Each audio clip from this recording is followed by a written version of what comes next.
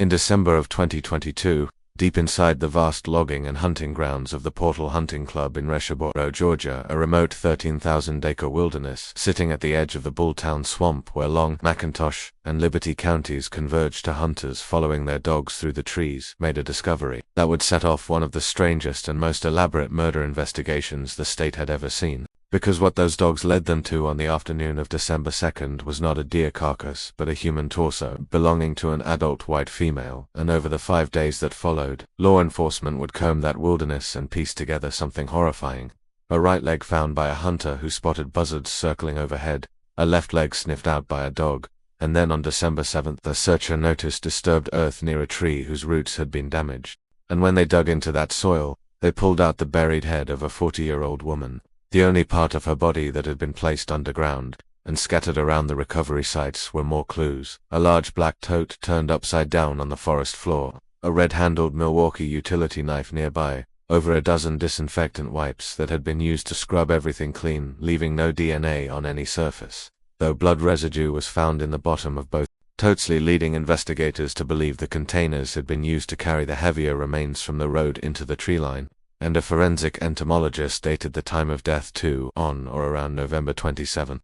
while the medical examiner found at least 9 traumatic wounds to the skull, defensive wounds on the arms, abdominal wounds, and evidence that power tools had likely been used in the dismemberment. And yet, despite all of this, the most pressing problem was that nobody knew who this woman was, because fingerprints returned no match, DNA returned no match, a dental implant led nowhere. A forensic sketch generated tips that all went cold, and it would take nearly 6 months and the construction of an entire genealogical family tree before investigators finally had a name. Mindy McBain, Casotus, 40 years old, identity confirmed through a DNA sample from her mother Betsy, a woman described by those who loved her as bright, curious, ambitious, the holder of a master's degree in public service, a former legal secretary who had moved into non-profit work out of a genuine desire to help others, a woman with lifelong friendships and a close, loving family, and a husband named Nicholas Casotus, a decorated Navy veteran, former JAG Corps prosecuting attorney, Iraq War veteran with 2 tours, and one-time Pentagon employee. And when Mindy's family was told she had been identified as the woman found in the woods, they were stunned not because she was dead. They had been told she died months earlier from a stroke while hospitalized for blood pressure complications, but because they were now learning she had been brutally murdered. And the story Nick had told them was that over Thanksgiving weekend, while Frank and Betsy were away, Mindy had been taken to a birthing center to be monitored because she was 8 months pregnant and due in January. And that days later he received a call to come collect her, drove to a brick building somewhere in Savannah, was brought into an office by a stranger, and told his wife had died suddenly, possibly her heart. And then, in an even more shocking turn, was contacted again and informed that Mindy had been mistakenly cremated, after which he drove to Montgomery, Alabama, withdrew $5,000 in cash, and handed it to another unknown man on the side of the road, in exchange for what he believed were her ashes, which he later claimed to have scattered alone at Chesapeake Bay. And when investigators pressed Nick on the details, the name of the facility, the name of her doctor, the name of anyone he had interacted with, he had nothing. No documents, no death certificate, no names, nothing verifiable whatsoever, and yet a camera on a water pump station operated by the city of Riceboro, situated right down the road from where the torso was recovered, had captured a 2022 Ford Explorer matching the make and model owned by Nick Casotus, driving past on the morning of November 29th and then returning in the opposite direction roughly 2 hours later.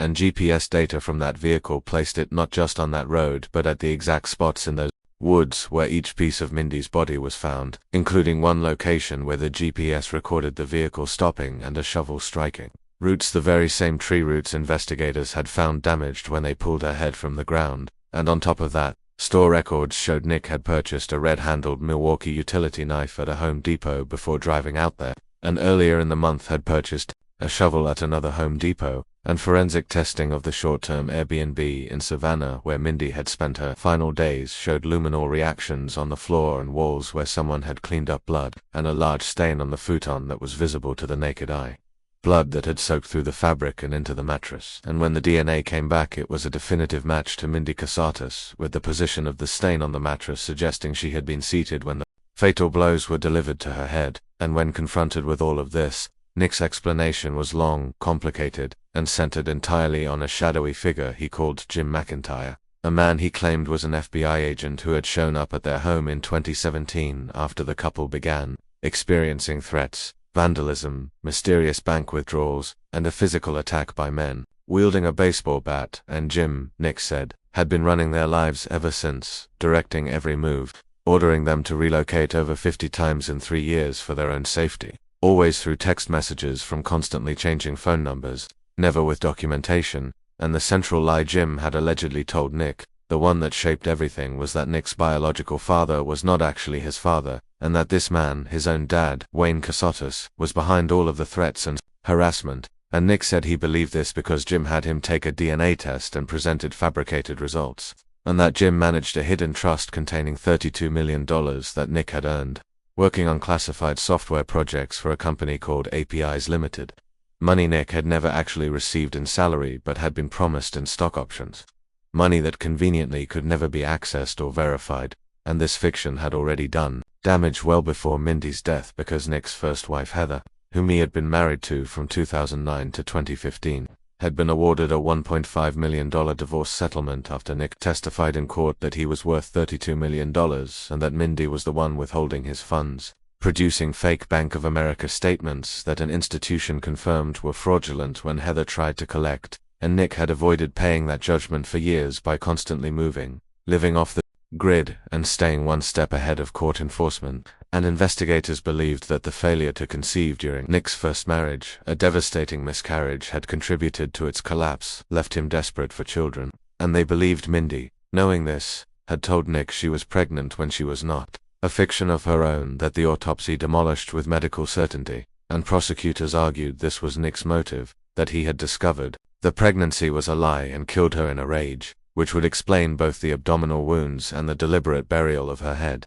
And in the months that followed Mindy's death, Nick had legally changed his name to Nicholas Killian James Stark, begun a private Twitter correspondence with an author named Samantha Kaesnick, whom he had admired for her dark fiction work, told her Mindy had died in 2020 and omitted the existence of his first wife entirely, sent her a photoshopped driver's license and a fake employment letter from APIs Limited to verify his identity, become engaged in February, married her in April, watched his Ford Explorer mysteriously burst into flames in March, allegedly destroying an $8,100,000 cashier's check intended for their new home, along with key GPS evidence, and tried immediately for children with his new wife, who had the marriage, and after learning the truth on the day of his arrest, and that trial in August of 2025, Nick took the stand in his own defense and maintained the entire Jim McIntyre narrative for hours, insisting he had never hurt Mindy, that he had woken up every morning and rubbed her back and her leg, that he was not a hunter and had bought that deer processing kit, a 7-piece set whose blade pattern, a forensic expert said, could not be ruled out as a tool used in the dismemberment,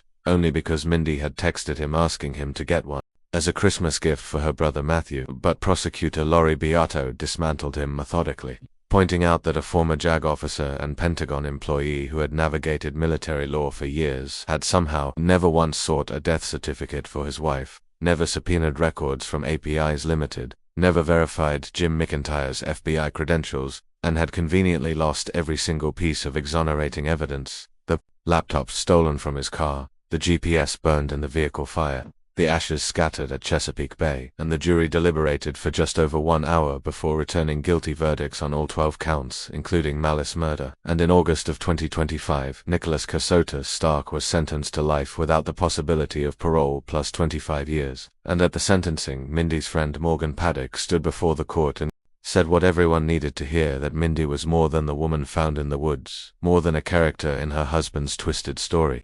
That she had been a bright light, vibrant and generous and funny and fierce, and that Nick had slowly and strategically tried to extinguish that light, isolating her from everyone she loved, keeping her in fear, and that in the end the person she most needed protection from was the very man who had promised to protect her.